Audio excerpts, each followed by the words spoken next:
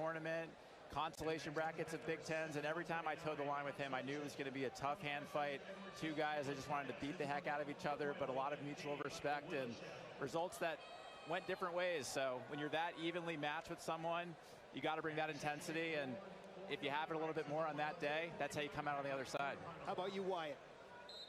Well, I mean, all the matches that come to mind is since I've watched Swiderski so much this year, but there's a wrestler I've wrestled against, Demetrius Thomas. He has some heavy hands. He'll show up to the match and he'll give you a good smack. And I remember at the U.S. Open last year, I was warmed up, I was ready to go, but I wasn't as prepared as I could have been because I went out there, we shook hands in a hard right collar, and I was like, goodness gracious, this is going to be one of those grindy matches. And so Demetrius Thomas is a great wrestler. We're together on the national team right now, and he's a great opponent. And there's a lot of respect amongst, especially the heavyweights, because it's kind of nice that we're not cutting weight, so we're not grumpy all the time.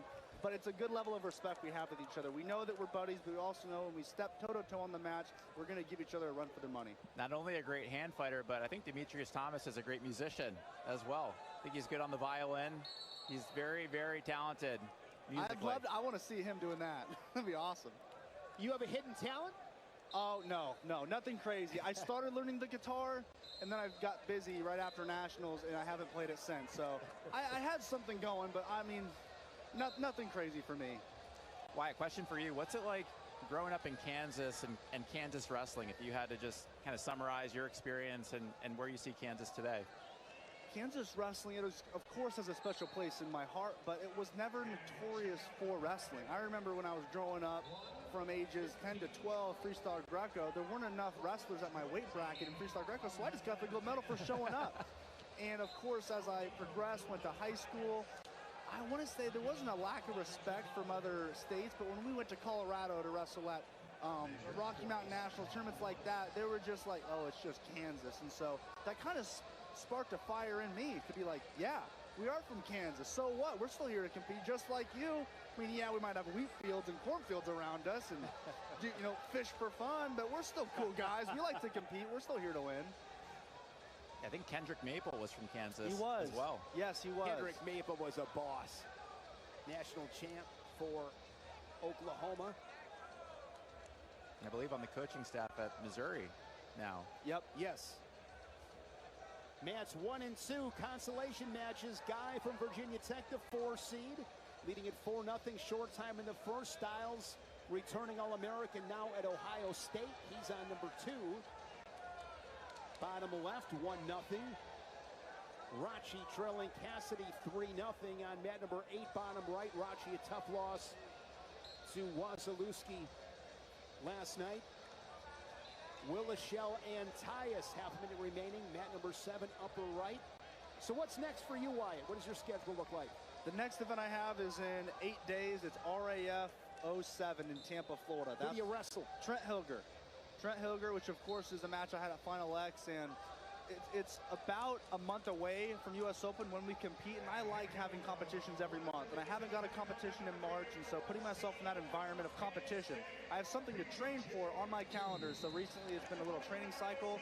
I'll wrestle then, and then of course the U.S. Open is going to be the next thing on my hit list. 157 pounds, what a weight class. 3 of the 4 quarterfinals rematches. Duke and Cannon on mat number 3. 27 was the final score. Duke with the major decision over Cannon. That was a Big Ten quarterfinal. There on the right on mat number 5. In the middle is Shapiro and Waters. Robidoux and Larkin on mat number 4. That's a Big 12 Finals rematch won by the Sun Devil. Robidoux with a single leg. Good position to score early for him. And Taylor and Webster, an all Big Ten affair on mat 6. Yeah, wasting no time. Robidoux getting in on the shot. And I mean, Larkin started the year at 49, now at 57, and just presents so many challenges with so hard his to length. Score on him. Yeah, he's so dangerous. Even though you run on your leg, it's not a guaranteed takedown, but there we go. That's going to be 3. And clearly Robidoux has been thinking about how to solve that puzzle, knew this was a potential matchup after feeling him a couple weeks ago. And what a great start if you're Robidoux. And this is where the coaching staff does such a great job, especially for me.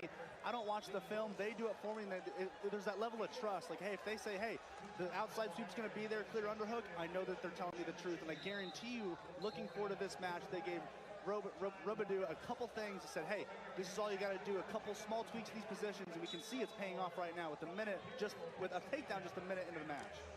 Mat number 5, Ty Waters, was ranked number 1 earlier this season at 157. A beautiful left-handed sweep single there from Waters. Shapiro is so difficult to score on. Really dynamic wrestler, as so many of the Cornell guys have been over the years. Shapiro, 2-time All-American, 5th a year ago, 3rd 2 years ago. Here's Waters, but Shapiro so crafty, avoids giving up the 3.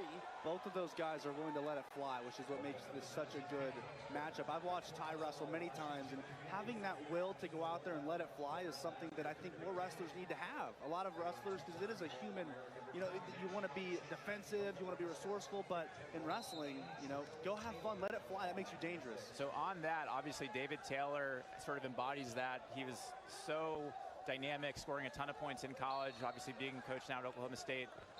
You can say that, but how do you actually implement that in practice? I think it's being willing to take risks in practice, because you practice how you play. You play like you practice, and so in the wrestling room, we want to make sure we're smart. We're not taking bad risks. I'm not going for lat drops every day, but it's part of that attitude of, hey, I want to score. And to score, sometimes you have to take risks. And so it's really just instilling that confidence in us and that attitude to go out there and wrestle a good match, because that's what it takes to win. PJ Duke, 6'2" lead, 58 seconds of riding time. That's on mat number 3. A review on mat number 4.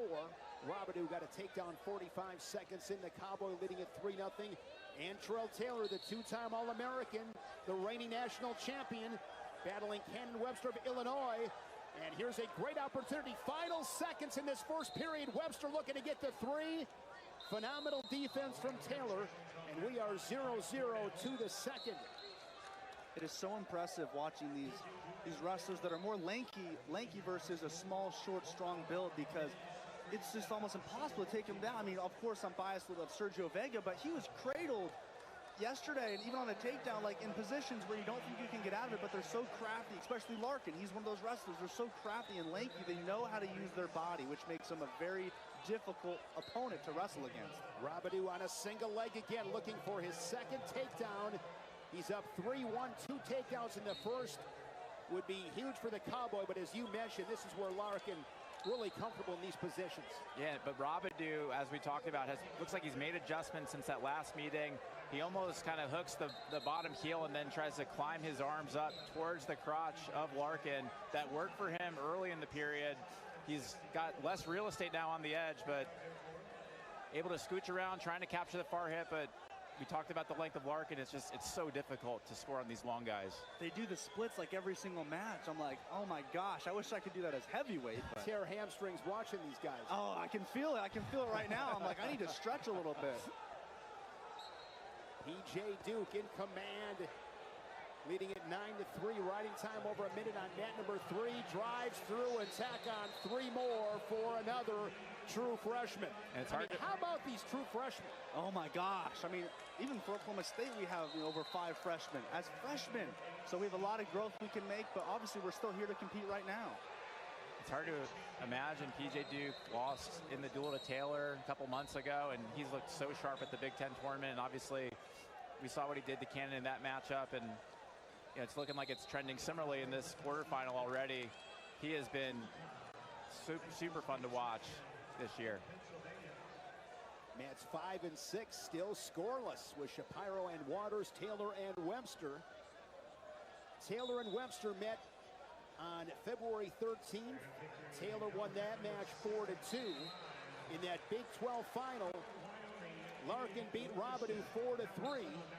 But the Cowboy looking to right that wrong here on this Friday in the quarterfinals of the NCAA championships. And these freshmen are so willing to learn, because they're freshmen, it's new, and so they're absorbing so much information right now, where you can have Landon make those adjustments like this from just the last match they wrestled. And so that's what I love about having freshmen, is they're willing to learn. They're not all blocked off. They're not like oh, I know. When you have a coach like David Taylor giving you advice every day, he's been there, done that. He's good at wrestling. He knows what he's doing. He knows ball.